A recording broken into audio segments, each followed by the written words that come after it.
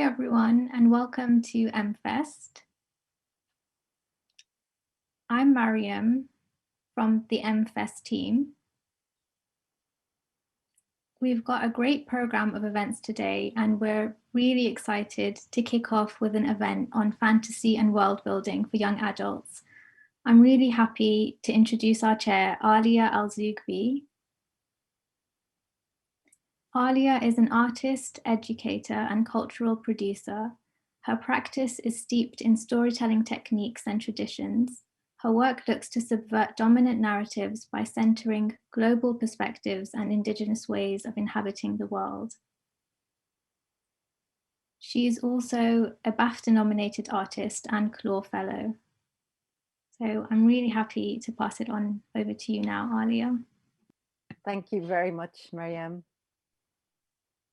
And I'm so honored to be here today, and the stars of the next hour are four formidable women authors whose books I have personally read and felt absolutely inspired, affirmed by, and just absolutely pleased to have with us today Nafiza Azad, Intisar Khanani, Reni K. Amayo. Hello, everyone. And Tahereh Mafi. We don't have a lot of time today, so I'm just going to kick right off with some questions that arose for me as I was reading, but also some questions that came to us from audience members who will have read some of the books by our authors. So I thought we'd kick off with this idea of building fantasy worlds and also within the frameworks of the world within we live today. So I wondered how you came about building those fantasy worlds. What were your references, whether cultural, historical, or religious? And how did you come to find out about them? So I'm just going to ask Nafiza to pick up. Okay, so I'm Nafiza and I'm the author of The Candle and the Flame, which is this one.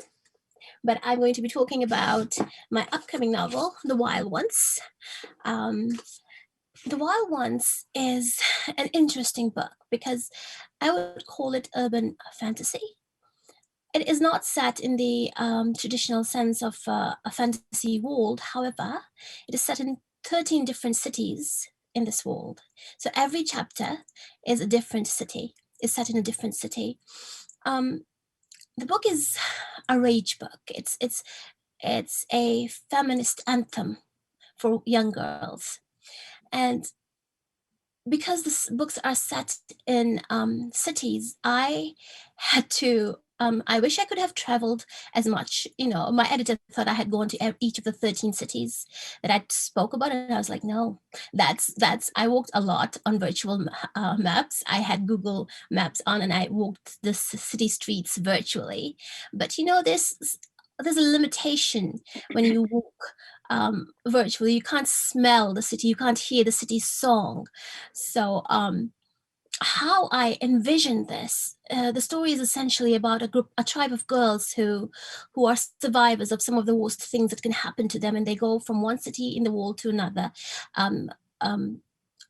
helping other girls to run away from their situations and survive their situations. So they're known as the Wild Ones. Anyway, so each city comes to life in one of the girls' memories, and then it grows when the girls go back to it. So the magic happens in a corridor that is called the Between. This corridor has doors that lead to every city in the world. And how I came about it, I would say that thanks to Peter Pan, because I was always curious, like, because Peter Pan and the Wild Lost Boys, right? So I was like, why don't we have anything like that for girls? We need a sisterhood. We need some fierce women. And there was nothing around. So I was like, I'm going to create one. And since we can't have Neverland, not in the way I wrote the book, I proposed to create a Neverland out of our own world that already exists. The magic, the fantasy world is actually exists in the corners, in the unseen corners, the shadows that you might notice and then disappear when you look again. So that's the fantasy world within our contemporary world. Yeah, I hope I answered the question. Yeah, absolutely, Nafiza. Really interesting. Yeah, absolutely. The fantasies that live in the corners of our current contemporary world. Such an interesting idea as well. And you spoke also about unapologetically fierce women. And it just got me thinking of Tahereh's protagonist as well, who's not only a fierce woman or young woman, but also in a way a kind of grumpy anti-hero for good reason. So Tahereh, can you tell us also about where Witchwood also came from, or any other of your fantasy novels? How do you come to conjure them up? Sure, yeah, that's so Witchwood is the second, it's a companion novel that also stands on its own.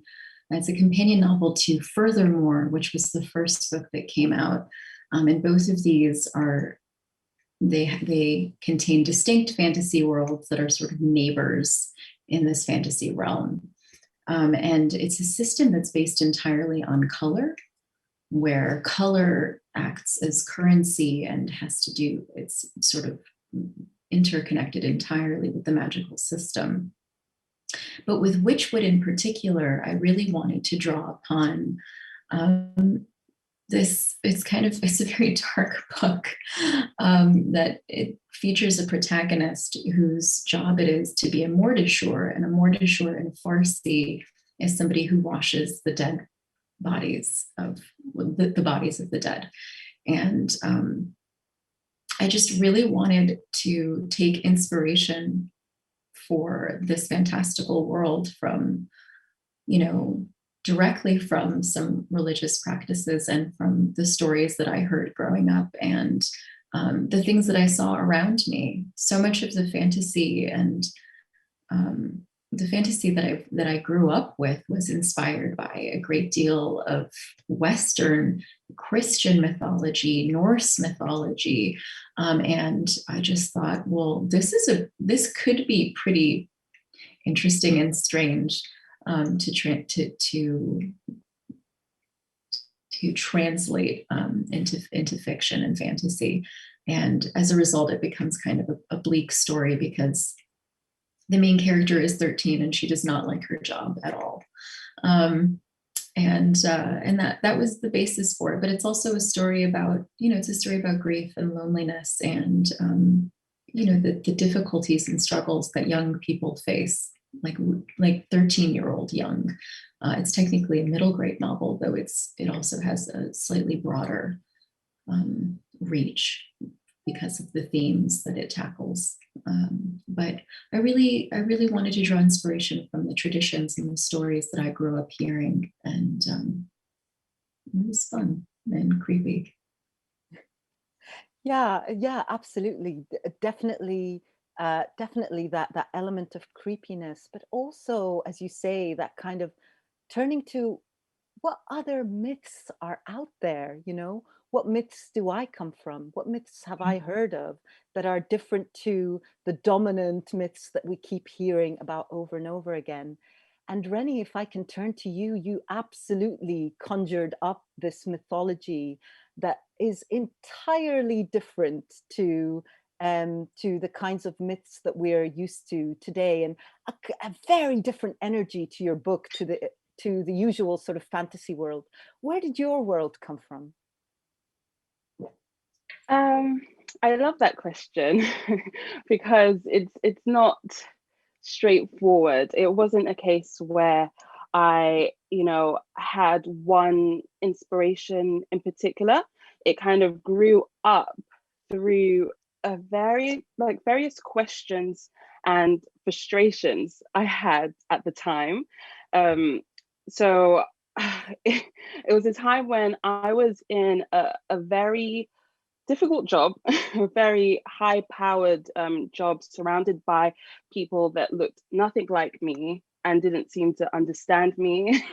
And then also, I think the world was in a place where I kept on seeing like increasing injustice, especially with, people who are othered.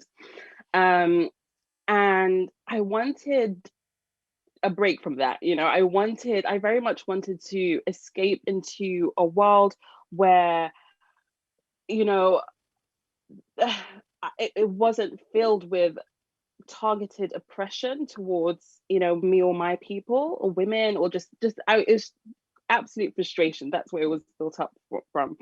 And what I started to do was to ask questions such as, well, has the world always been like this?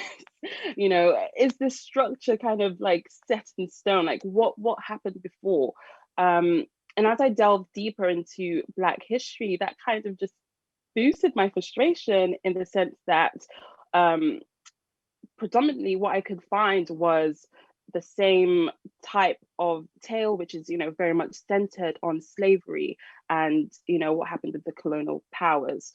And I do believe that that's a huge part of Black history and just world history in general. But I knew that it was definitely not the only part of African history. So as I started to delve deeper and ask more questions and become annoying and poke around, I started to discover these various beautiful like facts and cultures and mythologies within the whole continent of Africa, different kingdoms, different philosophers, different sciences and achievements and the like. And the more I read, I just became so hungry for it, because I was just like, wow. Because it's like it was a mind-blowing experience where it was just like, I come from this culture, my parents were raised in Nigeria, and yet, I found myself as a young woman completely oblivious to the feats that, my people had done in the past, or some of like the depths in our culture, or like where it stems from. And I think the pinnacle of that for me was, I didn't even know that we had a mythological system, in Africa, in Nigeria, let alone. And this is coming from someone who I studied classics. I love like ancient Rome and ancient Greek mythology. This is coming from someone who, has an avid interest in this type of storytelling, and I had no idea.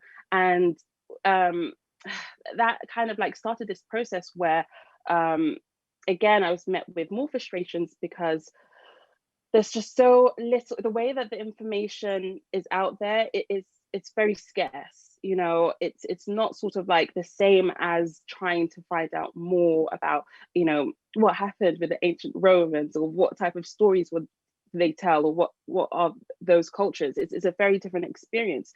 I found myself kind of pouring through university papers just to get little bits and bobs here, going to like events and sitting down and like asking my parents about, the stories that, were passed on. And what that birthed was a story, because I wanted this world to just be as colorful, as I hoped I could find it, if that makes sense. I wanted to almost, I couldn't find it. It was too, everything was too scarce. I couldn't see the full picture. So I was just like, okay, I'm going to just inject it. I'm going to just use my imagination to create this story and to fall into this world. And I think it was just, I think that's what really sparked it for me. It's just like, here, like discovering all these these like really interesting cultures, and wanting to get them out into the world and do them justice, you know. So the book itself is set in, and I should probably say the book's name, the book Daughters of Henry, which is over there. I'll bring it forward. Yeah, so it's set in the kingdom of Henry, and that's a real ancient kingdom, which had such an interesting and fascinating way of being. So the way that they gained power wasn't from sort of like war or destruction. It was from negotiations. So they'll just go to these different cities, they'll go to these different societies, and they'll just explain to them, hey, this is the way we live life, this is our philosophy. And people will just be like, yeah, I want to join in. And that's how they grew into such a really powerful and intricate kingdom. And I thought that was so beautiful. And I think that it just made me feel like I need more people to know this. I need more people to understand these different cultures. So although the book is set in ancient Nigeria, I kind of have it as a cosmopolitan book in a sense, where you sort of like see travelers from all over the continent, you know, from, you know, Ethiopia, from South Africa, all these different places. You see them all kind of come together and, you know, within the city of Henry. And it was a great way for me to kind of, one, fall into this magical world, but then two, just like bring some of that research that I had learned and put into my writing, and sort of like throw in these little facts and you know, interesting anecdotes, with the hope that that culture can be preserved, you know, because I just think it will be a huge waste if we kind of go on the way that we're going, neglecting histories of the vast majority of the world, in preference for just a very sort of like slim, you know, westernized story and mythology and society. So yeah, that's how I kind of got to to building up that world.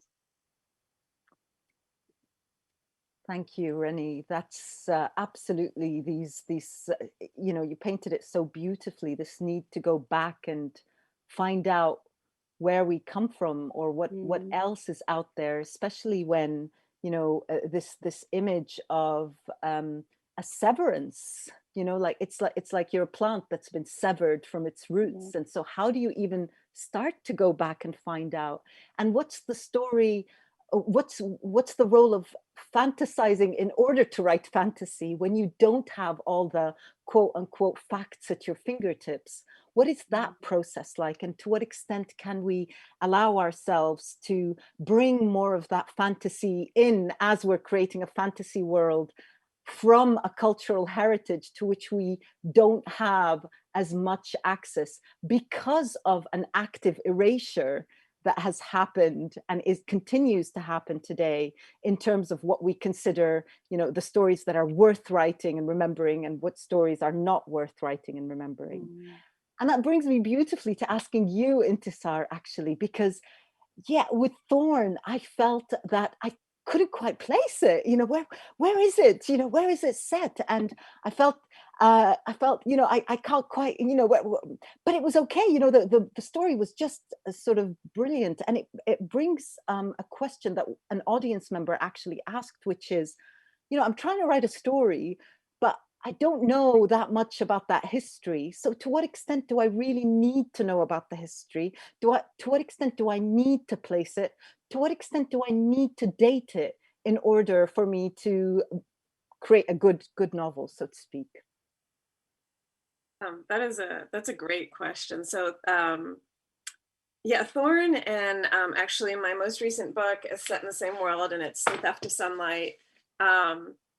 And they are set in a secondary world, you know, fantasy, which means it's distinctly not our world. And in creating that world, you know, so the first thing is that I am not a research junkie. So when I'm creating a world, I get into it and I kind of explore it, and I write scenes to understand how it functions and what the world is like. And I do think actively about it, but it's very much a discovery process as opposed to like researching the world and then creating it and then writing in it. So and you know, every writer is different. That's just my approach. I did do some research, but for that world, that's a Dauntless Path world. It's very loosely based on kind of common cultural norms, which is a weird thing to say across, you know, North Africa and the Middle East. And I've visited and lived in various countries there. But it's not meant to be a cultural parallel to any one place. And you know, I know we've talked about like this kind of overwhelming medieval European fantasy setting. And writing this world was my first steps in being like, well, what would a brown world look like? That doesn't have a specific time frame in history, that doesn't have a specific place that it's coming from, but it's just a brown fantasy world. Like what does that look like? And I'm sure there are like a million different ways it can look. This is just mine.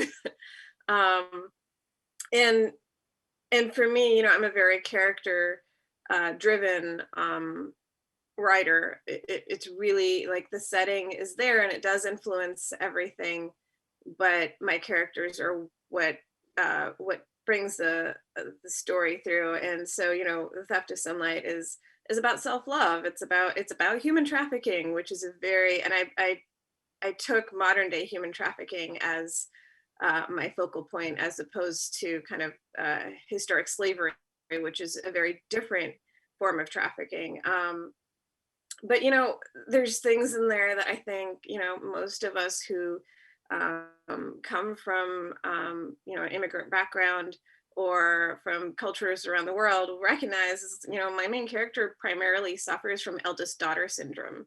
You know, she's going to take care of everyone. That's her thing. She has to be the responsible one. And it's, you know, I think we see that culturally rooted across the world and many community oriented and you know, I don't know what to say, cultures from that are, you know, non-Western. I was thinking about what you were saying, Reni, about writing, and also Nafiza about writing out of frustration or rage writing, because you're so sick of these narratives that, you know, give us no space and are their own kind of erase. They erase our stories and our realities and our existence. And I have a separate book that I just wanted to share for a moment called Sunbolt, and it's part of a series. And it was very similar, but like the opposite side. It was a joy-ridden book, and it was the joy of like, I am going to build off of historic places and cultures across Africa, the Middle East, and Far East Asia. And we have so much beauty in these lands and cultures and places. And I am just going to love through this book. And so, you know, we have all of this, and then what is the threat? Well, it's this colonial threat from the Northmen, who happen to be, you know, pale skinned. And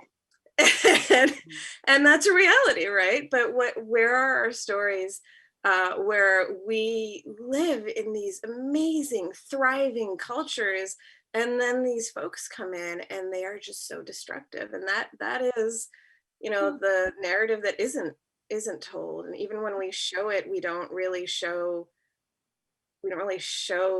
just how bad it can be, how bad it was. And so so I think, you know, that it was mostly though based in joy and the ability to write these stories that we so much need to share and hear, and to celebrate our cultures, to celebrate what still exists, what used to exist, the beauty of everything. Because you're right, it gets lost. And I think now more than ever, we need to remember that. Mm-hmm. Nafiza, I can see you really want to jump in. Go ahead, please. I just wanted to say that I concur with Intisar in because my book, The Candle and the Flame, the city of Noor that I created was written in joy. It was myself giving myself permission to be as Muslim as I wanted to be, without feeling apologetic for my religion, without, you know, feeling that I'm being judged. And I wanted to give that space to the Muslim teenagers, because I had talked to them and they felt, and they told me how they felt excluded from the narratives that they were finding primarily in their libraries, and how they could not connect to the characters who, for instance, had boyfriends, and they were like, we need something that speaks to us. So I was like, well, I have got the story for you. And in Noor, which is a city of refugees, because when it fell once, after the massacre, it was populated, it was peopled by, sorry, I'll slow down. It was peopled by other people who from countries that had been that were war struck, who traveled many miles to get to it. So I wrote it as a celebration of different cultures. In the people who come to that city, they call themselves by the names that they want to be called. For example, the Japanese wouldn't be called Japanese, but they would be called Nihonjin, because that's how they identify themselves, instead of having a name that the West imposes on them. So yeah, it was definitely a labor of love. I feel like we all need certain spaces that we might have to end up creating ourselves. Yeah. Yeah, absolutely. That notion of creating those spaces because no one has created them for us. And I certainly felt that, Nafiza, when I read The Candle and the Flame. It was like, oh, that's what it's like to read a book that has my cultural references. And I hadn't quite experienced a fantasy book like that before. And using these worlds that were quite very familiar to me, you know, these fantastical notions and spiritualities that are, you know, very recognizable, let's put it this way, and then taken in that to that place that is that really felt like home. To be honest with you, it really felt like home because I felt so strongly pulled to it. I wanted to also take us to this place that you've created, all four of you, with these strong female protagonists, these women who absolutely each one of them has a cause and a power within them, which they don't necessarily know or recognize or realize, either because they haven't allowed themselves to realize it, or because their environment isn't allowing them to realize it. And just to have that kind of, if we just step back and look at what you're talking about, all the four of you also giving yourselves the power to set the narrative and to set the setting and to decide what the myths you're going to tell are. But if we just turn our attention to these female protagonists as well, what is the role of gender in writing? Is it important to put strong women at the forefront of the writing? What's the significance of that for you? Anyone jump in? Let's have this conversation together.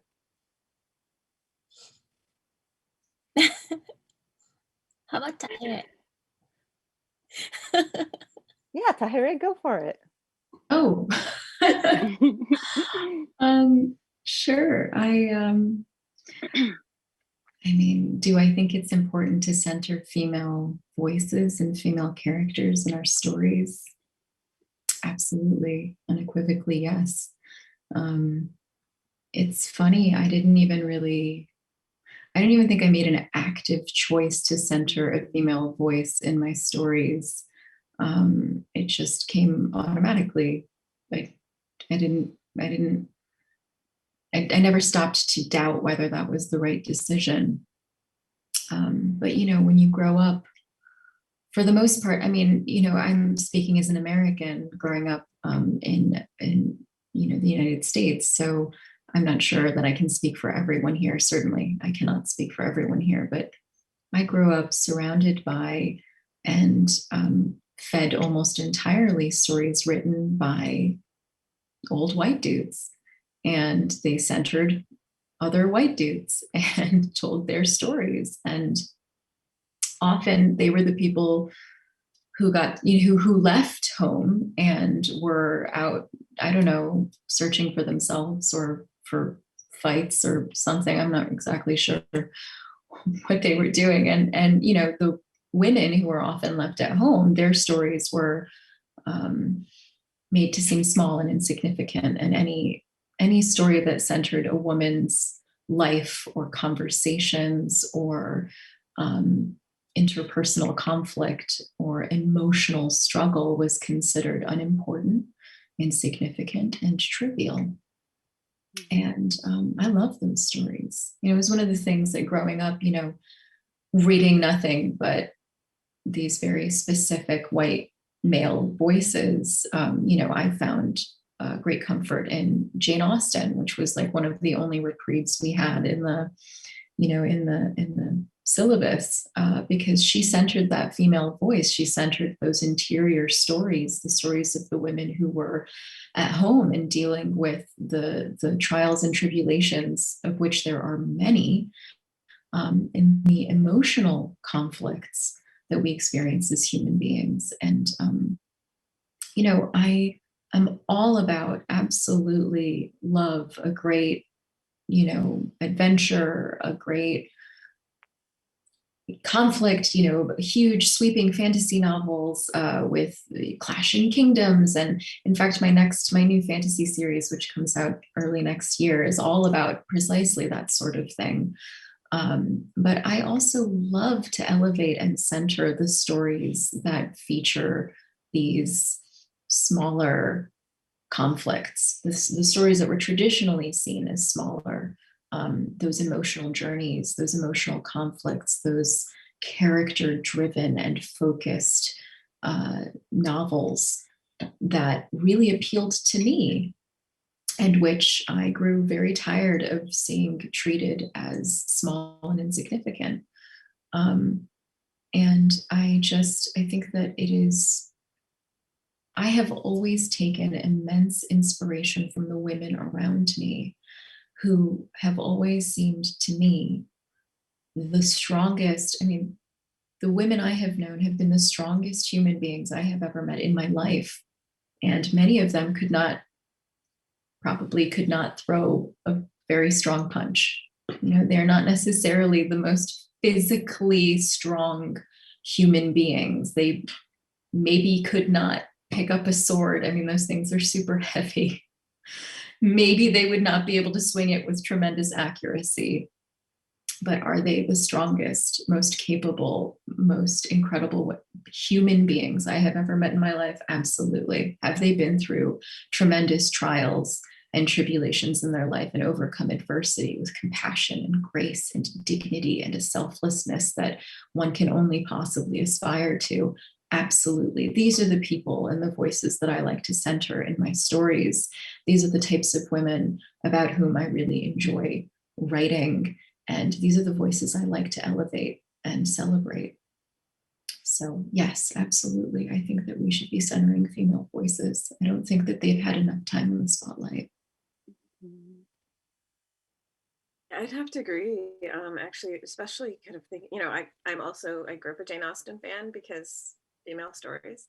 And I remember, I can still see the covers of, the first Robin McKinley book and the first Tamara Pierce book that I found in my middle school library, because they were essentially life-changing, because I finally had girls who went out and had their adventures and did their things and were fierce and strong in their own ways.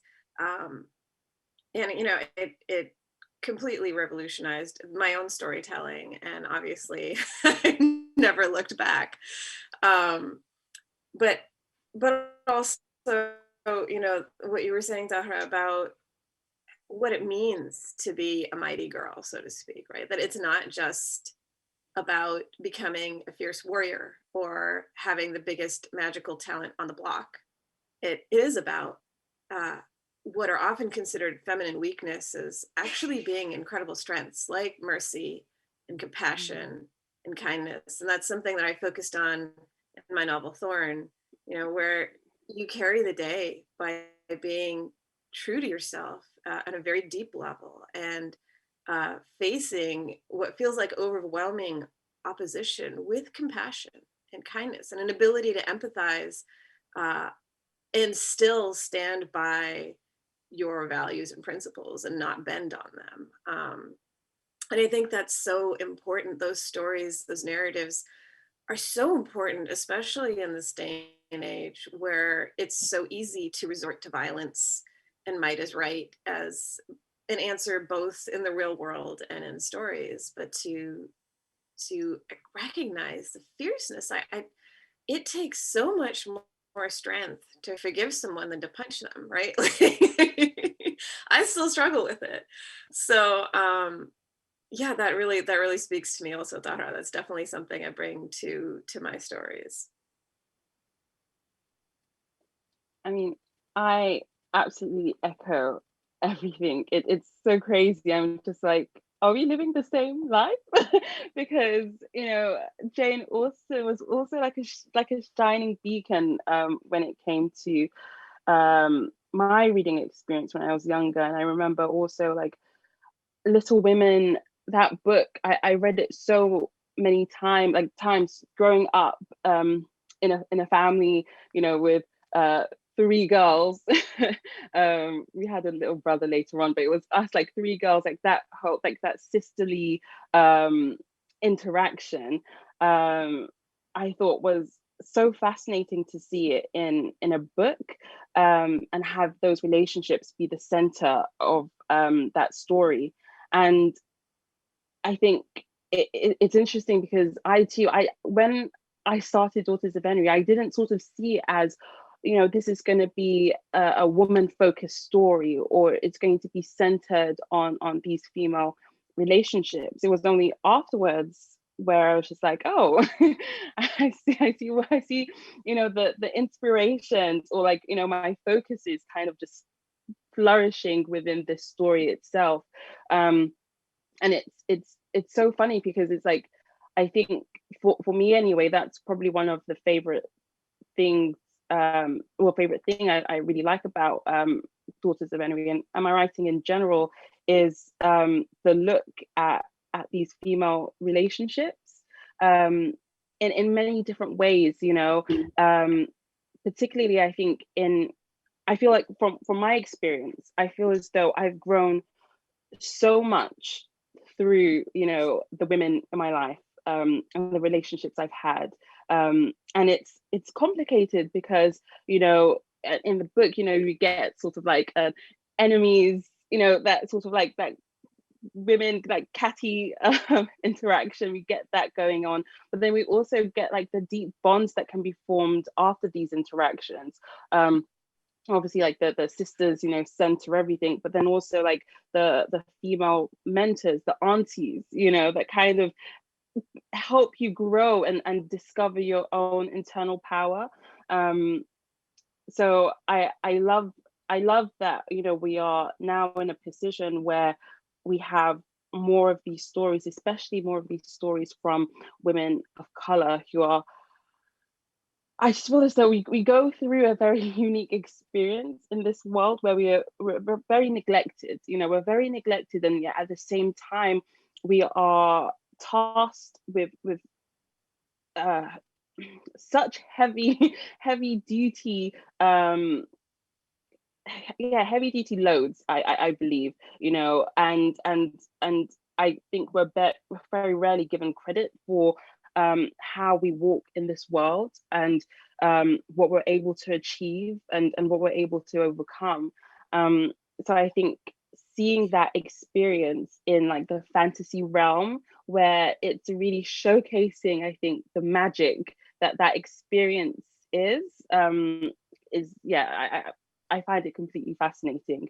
And I think it's also something that this was something I was conscious about, sort of like adding into my stories, was this I think sometimes I feel it's like it's a weird paradox where on one hand I feel like as women we aren't recognized for our strength, but on the other hand I feel as though we have to deal with a lot and we have to deal with too much almost, and it feels sometimes like our humanity, our vulnerability isn't regarded as well as it should be, particularly I think for women of color. I think the world is very accustomed to a white female damsel. You know, we've kind of been trained to see white women in that light, whereas I think when it comes to women of color, I don't think that we're really given that same credit, which is to me it's mind-blowing, because it's like, okay, so you don't see us as strong, but you somehow think we could just take on the whole world and come and fix everything for you. Which is, yeah, one of those things. So what I wanted to really show with these female characters, especially with like Nala and Sinai, I wanted them to be incredibly powerful, but I also wanted them to be realistically flawed, you know? So Sinai is, you know, one of the twins who lives in a very politically dramatic palace, you know, full of like constraints, and especially her, given her background, she's prone to doubting herself and being quieter and sort of like stepping back and not wanting to be the center, you know, which I recognize in so many women I've grown up with, and myself, sure. And I think exploring that with a character, especially with a character that has this incredible strength, to me was such a fascinating idea. Just like exploring some of the flaws or some of the things that I feel often hold women back, exploring that within fantasy, and then underpinning that with what is their incredible power. To me, that was like, yeah, an incredibly fascinating concept that I was just like so excited to write about. But yeah, I think, yeah, I love women. I love women, and I love writing about them. I love I love, yeah, I love our relationships and our dynamics, and how, you know, we help each other, you know, in this world that kind of sets us apart in the corner somewhere. Yeah, I mean, I definitely love women too. So, The Candle in the Flame, it was a very explicitly feminist in both what it said and the way it was constructed. But then I thought, why shouldn't I take it a step further? And so we're told to be subtle, you know, we have to show, don't tell. And you know what? I was done with showing. I wanted to tell. So let me share this little bit from The Wild Ones. And I say in the beginning, we have the temerity to be not just women, but women of color, women with melanin in our skin and voices in our throats. Voices that will not be vanquished, not now, not ever. We will not be silenced. So this is the introduction part of The Wild Ones. And as Tahereh and Intisar mentioned, I grew up, but not with Jane Austen. I grew up with Anne of Green Gables. And I remember the whole bosom friends. And I grew up with about 6 and 7 female cousins who just lived like a meter's throw away. I'm from Fiji, so I lived in a sugarcane village, and they were just a meter's throw away their houses. So we grew up together, and for a while things were very fraught because I would announce that this cousin of the day was my bosom friend, and the next day somebody else would be my bosom friend. So I earned myself a lot of enemies that way.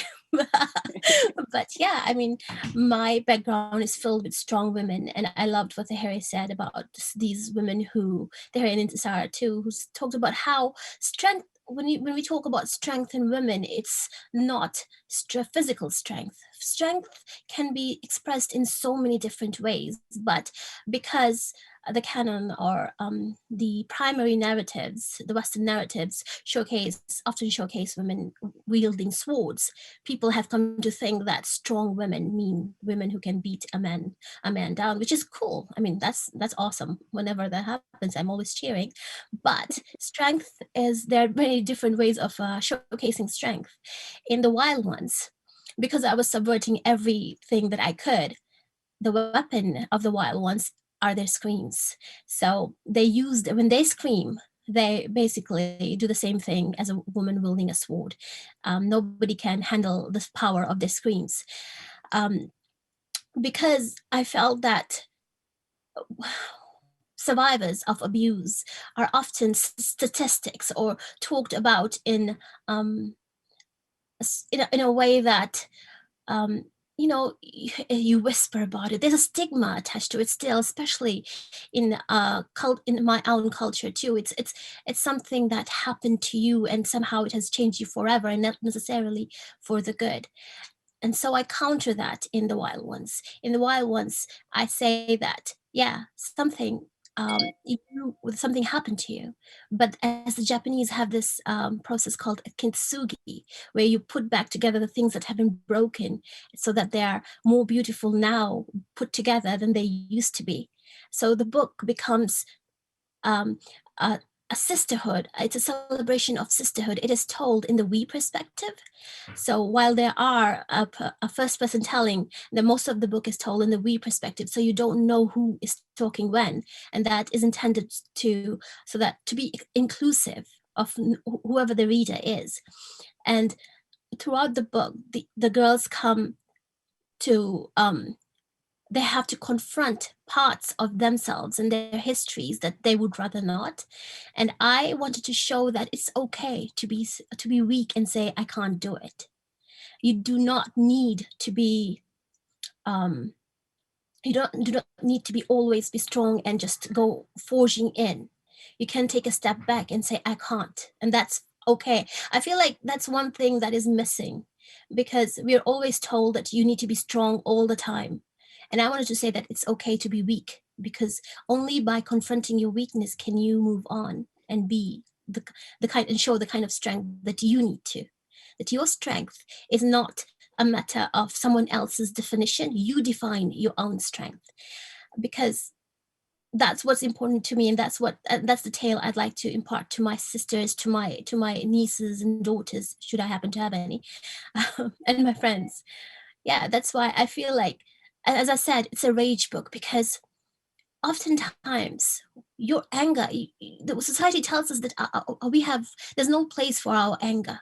Things happen to us without our consent, and yet we're not allowed to feel angry about it. We're not allowed to fully express our anger for fear of, what will people say? I'm sure all of you have heard, what will people say? And it's okay, people can talk, but the important thing is that you feel this anger and you let this anger fuel you. Yeah, so that's my pep talk. Thank you all for these reflections, these ideas around women and the stories they tell, and the fact that we all know that our mothers and our sisters and our aunties are the repositories of knowledge, aren't they? We know that in our cultures, that's where the stories really get passed on orally and emotionally, and also in terms of the values that we gain, those values, as you say, that are perhaps less valued, but they really ought to be at the forefront. Reni, you were speaking about, how negotiation can actually build a civilization, a stronger civilization, but that's not valued, negotiation, this ability. It's more about power. And this idea, Nafiza, of anger, and keep your anger down, or anger is not the tool really, but how can we turn the anger into into the fuel, as you said, really. And I thought about also the fact that your stories are set at times of political persecution, tension, discrimination, inability to understand the other, or absolutely persecuting the other. And the fact that we live in a world today where this is happening, we're living the legacies of colonialism, and not just the legacies of colonialism. As Bell Hooks says, it's not a legacy, it's still happening. We're still living it. And we're seeing that, of course, in situations like Kashmir, in Palestine, where we've got state power, state violence is absolutely silencing a people who are trying to resist, but the resistance is called terrorism. And as we know, that kind of narrative is very strong at the moment. Any kind of cultural resistance is sort of sidelined as terrorism. What is the role of stories and storytelling at times, and fantasy, really? What is the role of fantasy as well at a time when we are witnessing political persecution? Is there any benefit to it? Does it have a role to play in the world that we live today? Is it too far removed? Is it escapism? Is it a reflection on reality? What is it? Where do we place fantasy in the world we're living in today? I'll go first if it's okay. I did an MFA, Master of Arts in Translate, and we were made to read this theorist called Bruno Bettelheim, and he talked about how with kids reading fairy tales, it gives them space to go in and beat mythical dragons, so that when they come out, they can beat actual dragons, like, or dragon type characters. And I find that that is the same use for adults as well. When you read fantasy, you get angry, you defeat the monsters, and this may help you in real life, where the monsters may wear different skins, but they're just as villainous as the ones in the books. Or and so I feel like fantasy has a use for allowing your brain to build and widen and for your potential to grow, even if it's fictional, just so you can come out and then handle whatever the world throws at you. I mean, potentially, hopefully. Lovely. So this idea of fantasy preparing us emotionally, even as children, to face the injustices and violence that we see in the world. Intisar, I can see you've got something to say as well. Well, I just want to build off of that, which is, thinking about the simple fact that when, there is great value in escapist literature, and I 100% support that. I mean, we all need a break from the real world sometimes. And I think, for me, I write my books to function on multiple levels. Like, if you need to escape, go ahead. Here's these pages for you. But also, building off of what Nafiza said, the thing about speculative fiction, fantasy in particular, is it's a different world, or it's a world that has some different rules to it. And so when your reader opens that book, they don't feel like they're functioning in the real world. And so they're able to question norms, question authority, question realities that they would not normally feel comfortable even addressing, right? Like, but because this isn't the real world, there is a comfort level in being able to be like, well, what would a world without racism look like? Or what would it look like to fight bigotry, or, stand against the dictatorial, tyrannical president? Or what does it look like to fight for your rights? Where it's hard to say that and make that argument in a contemporary fiction book. Potentially, it's too revolutionary. But in fantasy, it isn't. And the beautiful thing about stories, like Nafiza's, said, is that you close that book and you walk away, and it's still inside of you. It's still inside of you. It is. I mean, the arts are inherently subversive, right?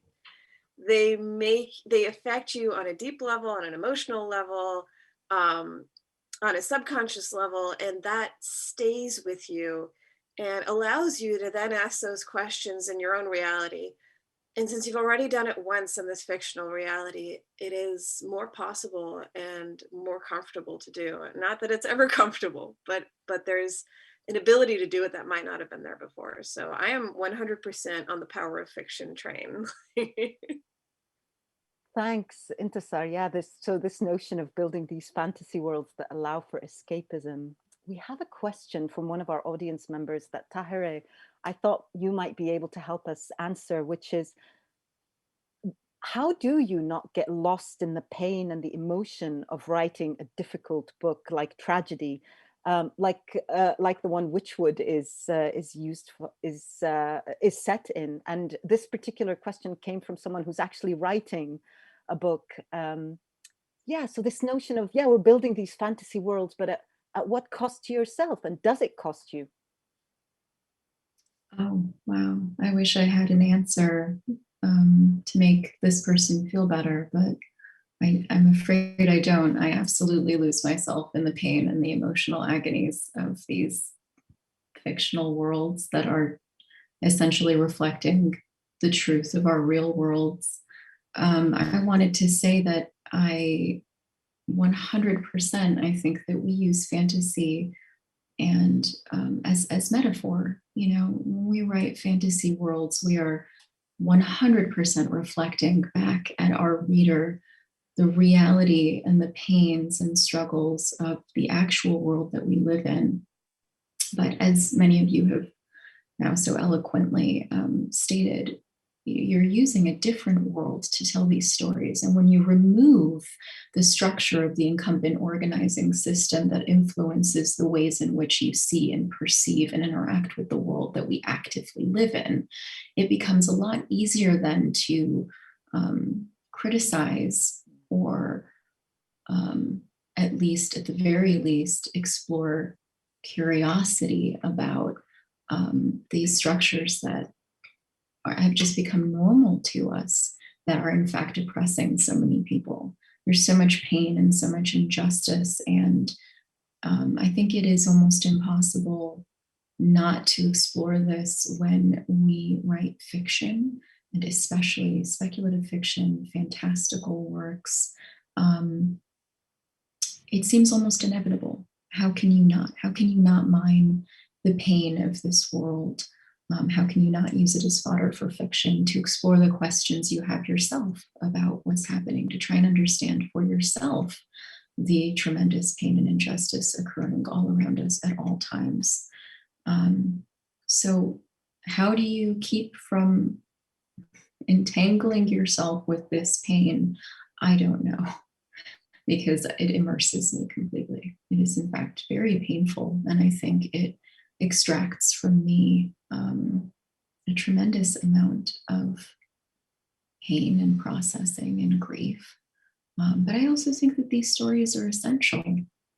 I don't think that everyone is ready to approach criticisms or reflections on these oppressive structures that exist in our world. I don't know that everybody is ready to have that conversation in black and white, in realistic, non-fictional terms. And fantasy gives us space, gives our minds space to explore and to wonder, and in fact begin to plant the seeds of that questioning, of that curiosity. So I think it's essential. I think it's really important. I also think that writing fantasy for young people is so critical, because so often the pain and questions and struggles of young people is diminished and belittled. And I just think that is one of the cruelest possible things to do to young people, for whom those feelings are so palpable and so real. And I think we forget sometimes that if you're 16 years old, for example, you are as old as you have ever been in your entire life. And your experiences thus far are the most tremendous and potent and powerful experiences you've ever had. Your first heartbreak is the greatest heartbreak you will have ever experienced. Your first, betrayal will have been the greatest betrayal you will have ever experienced. And to deny young people the potency of the emotion that they are feeling, I think, is so disabling and so it's so condescending. And when we allow these young people in our stories, in our fantasy, in our fiction, to pick up a sword and slay the dragon, we are telling them that we recognize that the pain that they are experiencing is real, that the monsters they face in their everyday lives are just as terrifying as they know them to be, and that we recognize them. We recognize their pain. We recognize that they need a voice, that they deserve to be heard, and that their agonies are not falling upon deaf ears. So I absolutely think that what we're doing is important. I think we are equipping young people to with the tools to hopefully examine the world that they live in more deeply as they grow. And we're also recognizing the pain that they experience on a regular basis. So yes, I think fantasy is a tremendously powerful tool. What an absolutely important and uplifting note to be ending on, and to refocus also on young people, not least because they are the future. Speaking of cultures that have been erased and wisdoms that we would do very well to be centering at the moment, a Cree saying, which is, we do not inherit the world from our ancestors, we borrow it from our children. So absolutely the focus being on making space for those young experiences, acknowledging them, and just sharing what we can, as having been through them, and also honoring the various diverse multiplicity of experiences and histories and cultures and spiritualities and religiosities that so many of our children come from, and so many of them don't have access to, let alone us having access to them as well, as Reni raised earlier. I just want to say thank you so much to all four of our formidable panelists and authors, and everything that you're doing, writing, keeping alive, keep that fire burning. We absolutely love everything that you're doing. I'm going to hand over back to Miriam now from MFest. Thank you. I just want to echo Alia and say thank you to all the panelists, and to you, Alia, as well. It was such a special and beautiful conversation. And luckily, we have a whole day of great conversations lined up. So make sure you stay around for the rest of our MFest events today. And your MFest Pass gives you access to all those events. The next event we have coming up is another one on YA literature with authors Sabina Khan, SK Ali, and Hannah Alkaf. And there are a couple of other events today, so be sure to check out the full lineup of events on mfest.org and share your thoughts about the season with us using hashtag MFest2021, and you can find us on social media at MFest_UK. Thank you.